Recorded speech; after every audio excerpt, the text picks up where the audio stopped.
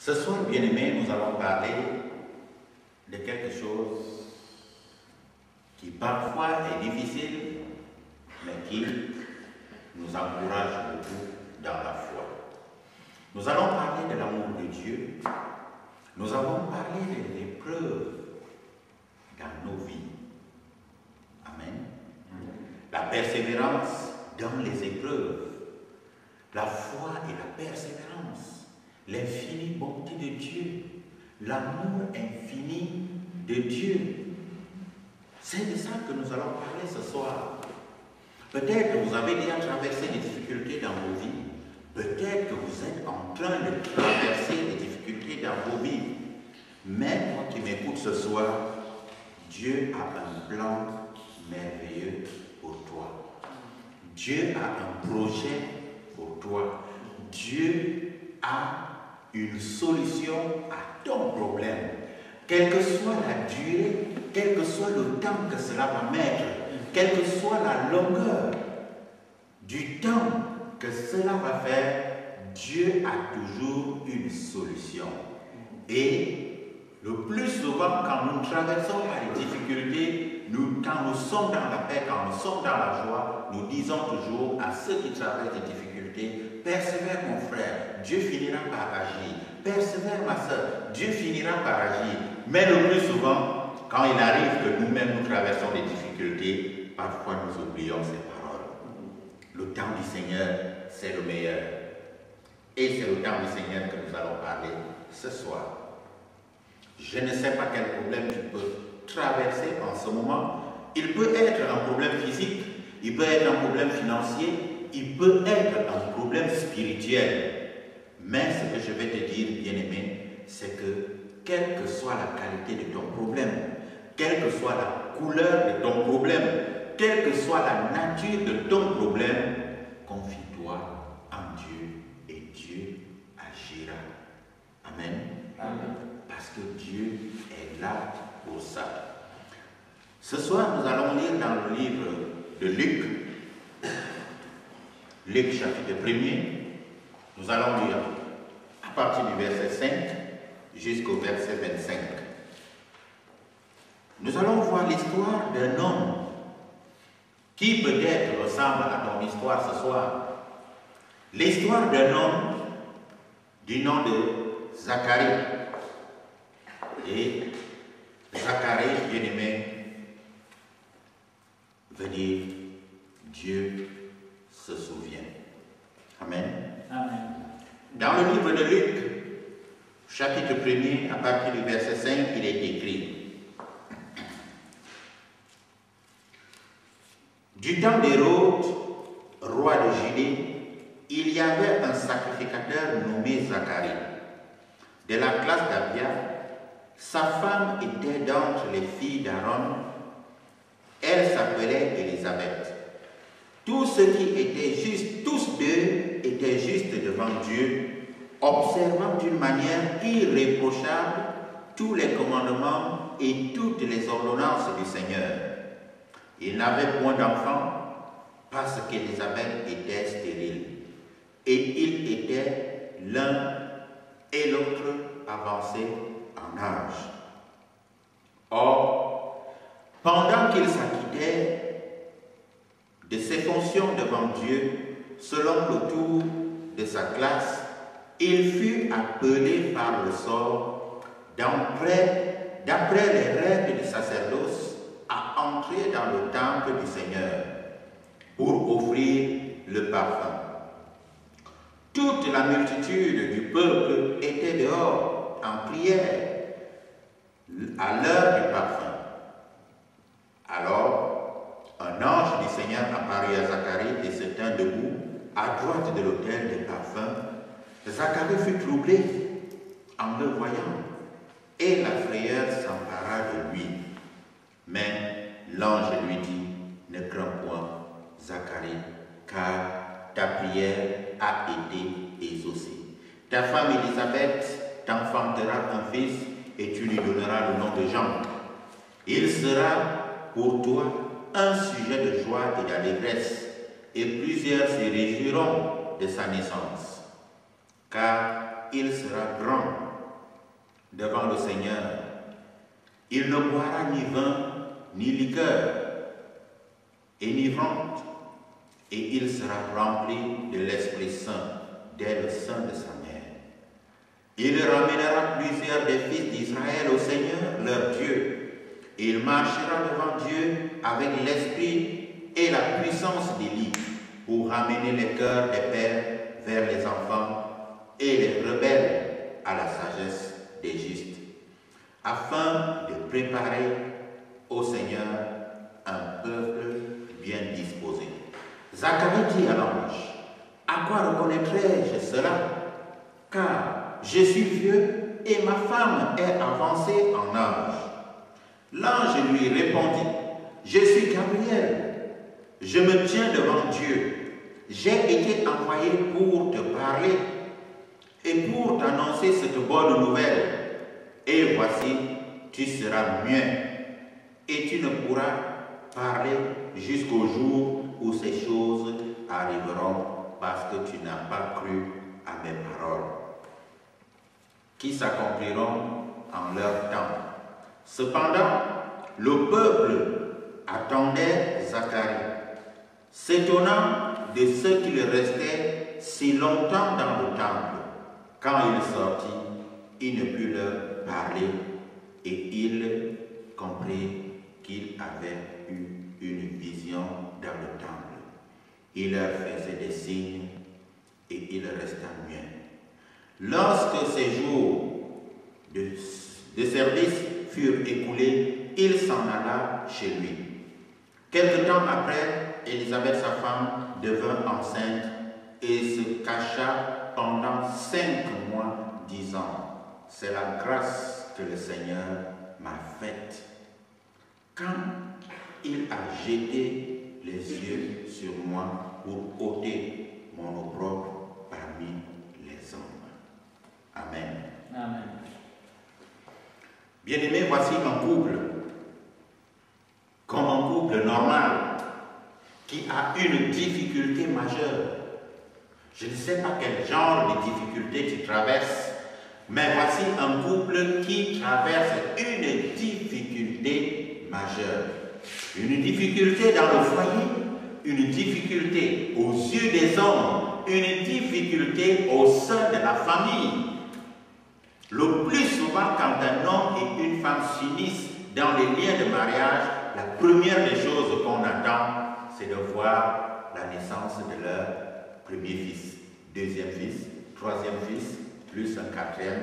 Quand on va en Afrique, on met un cinquième et un sixième. Amen. Amen. Mais Zacharie et Élisabeth, après leur union, n'ont pas eu cette grâce de faire un enfant. Ils n'ont pas eu cette chance de faire d'enfant.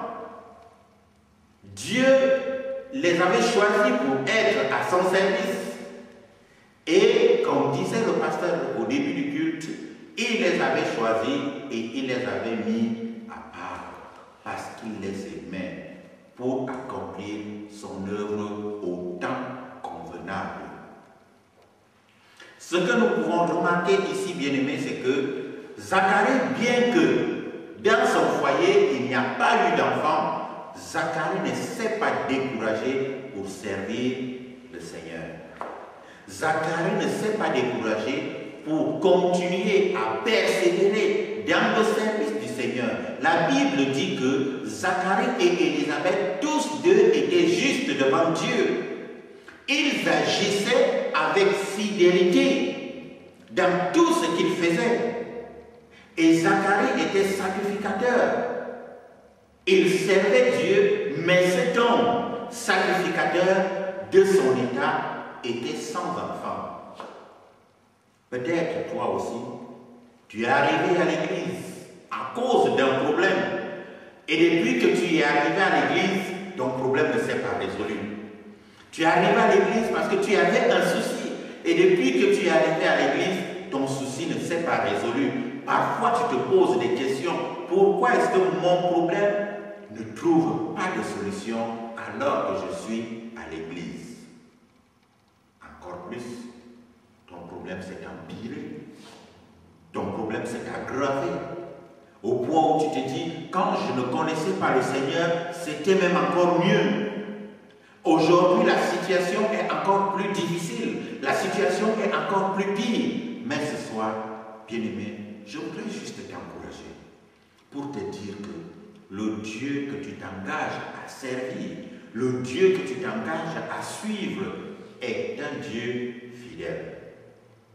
Le Dieu que tu t'engages à suivre aujourd'hui est un Dieu fidèle, est un Dieu qui agit en son temps, est un Dieu qui n'oublie personne, quel que soit le temps, quelle que soit la nature de ton problème. Sache une chose, Dieu ne t'a point oublié. Zacharie, à cet âge, avait oublié qu'il pouvait faire d'enfants.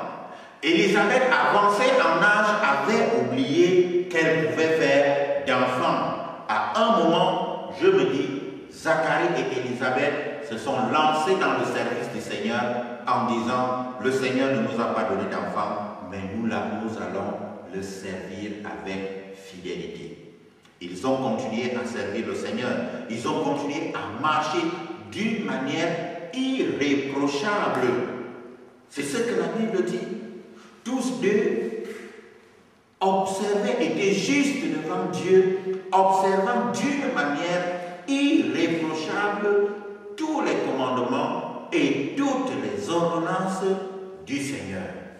Mais ce couple juste, ce couple saint, ce couple droit devant Dieu avait un problème majeur. Il n'avait point d'enfant. Malgré le service qu'il rendait, malgré le service qu'il faisait. Et je voudrais t'encourager ce soir, bien-aimé, quel que soit ton problème, ne te dis pas que ton problème ne soit point une pierre d'achoppement pour toi, pour te décourager d'arriver à l'église, pour te décourager de servir le Seigneur, pour te décourager de suivre Dieu. Que ton problème ne soit point une pierre d'achoppement pour te décourager. Tout au contraire, que ton problème t'encourage plutôt, te galvanise plutôt à suivre le Seigneur, à continuer dans la persévérance. Zacharie, bien que étant avancé en âge, continue à faire le service du Seigneur. Il ne servait pas le Seigneur avec négligence. Il ne servait pas le Seigneur en traînant le pas, mais il servait le Seigneur avec engouement. Il servait le Seigneur avec fidélité, avec zèle, avec puissance, avec amour. Et Dieu s'est souvenu de Zacharie, tout comme je vais te dire ce soir, que Dieu se souviendra de toi, dans ta position, dans ta situation, dans ta classe, là où tu es, dans ta famille, là où tu vis, dans ton lieu de service, là où tu es, dans ton pays. Dieu se souviendra de toi. Dieu ne fait point exception de personne. Et ce jour-là, Zacharie ne s'est pas dit, j'ai tellement déjà servi le Seigneur et le Seigneur ne m'a point béni. J'ai servi le Seigneur ne m'a point donné d'héritier de ma maison, alors je ne vais plus servir le Seigneur. Mais Zacharie a continué à servir le Seigneur dans le zèle, a continué à servir le Seigneur dans l'amour. Et ce jour-là, pendant que Zacharie continuait à servir le Seigneur dans la fidélité, le Seigneur a envoyé son ange venir parler à Zacharie. Quand l'ange apparaît à Zacharie, Zacharie eut peur. Mais l'ange dit, ne crains point. L'ange dit, ne crains point. Je suis venu t'apporter une bonne nouvelle. Parce que Dieu a entendu tes prières. Et ce soir, je voudrais te dire aussi, bien-aimé, quel que soit le temps que cela prendra, continue à prier. Ne te dis pas que Dieu n'entend pas mes prières. Ne te dis pas, ne te pose pas cette question, est-ce que Dieu entend-il mes prières? Je vais te dire ce soir, Dieu entend tes prières. Et Dieu va t'entendre comme il a entendu Zacharie. L'ange dit à Zacharie, ne crains point, je suis venu t'annoncer une bonne nouvelle. C'est que ta femme et toi, vous allez avoir un fils. Et Zacharie, bien que ayant prié le Seigneur notre Dieu pour avoir un enfant, n'ayant pas eu cet enfant, quand l'ange vient annoncer à Zacharie, tu vas avoir un enfant, Zacharie se met encore à douter. Amen. Zacharie se met encore à douter. C'est un peu comme un homme ou une femme qui a perdu un membre de la famille et qui se met à pleurer, à s'enrouler par terre en disant pourquoi tu meurs, tu me laisses avec qui? Tout ce que vous voulez quand quelqu'un a perdu un membre cher. Et le Seigneur dit, oh là là, qu'est-ce qu'elle pleure? Bon, je vais soulager ses pleurs. Je vais réveiller la personne morte. Alléluia.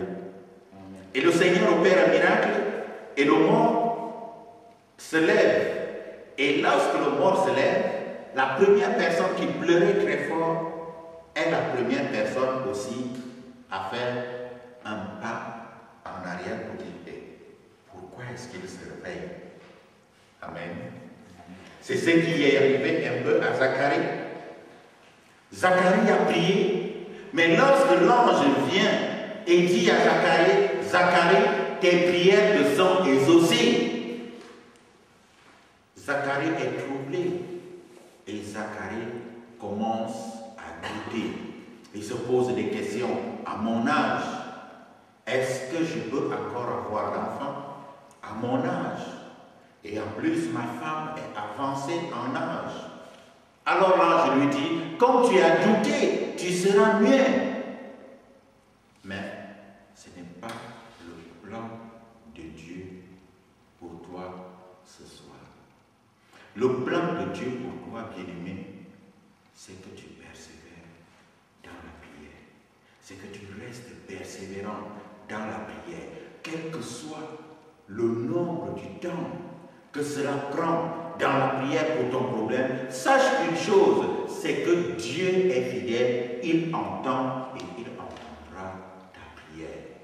Mais il veut t'exaucer au moment convenable.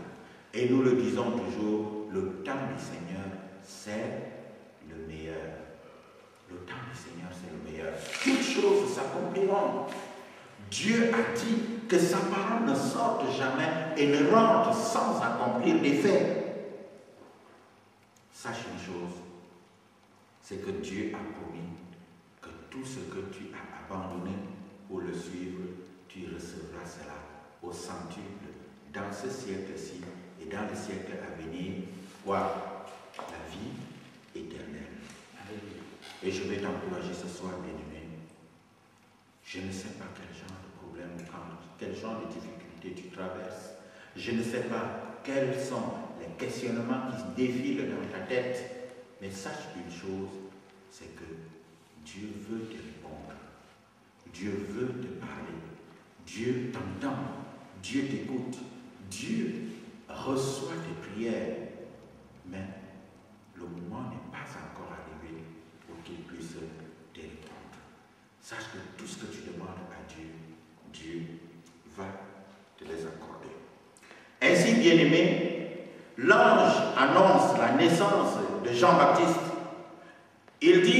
L'ange lui dit, je suis l'ange Gabriel, je me tiens devant Dieu. J'ai été envoyé pour te parler et pour t'annoncer cette bonne nouvelle. Ce sera un fils qui ramènera les cœurs des uns et des autres vers l'Éternel, leur Dieu. Ce sera un fils qui fera certainement une grande joie dans ta maison. Et sache, bien-aimé, que la solution à ton problème ne saurait tarder parce que Dieu veut se manifester dans ta vie. Dieu va se manifester dans ta vie. Dieu va se manifester dans ton cœur. Dieu va se manifester dans tes pensées. Dieu va se manifester dans ton lieu de service, dans ton travail, dans tes activités, dans tes études. dans ton foyer, dans ta maison, Dieu va se manifester. Une seule chose, confie-toi en lui. Élève ton problème à l'Éternel. Confie-toi en l'Éternel et reste tranquille. Attends calmement comme Zacharie. Le nom de Zacharie signifie Dieu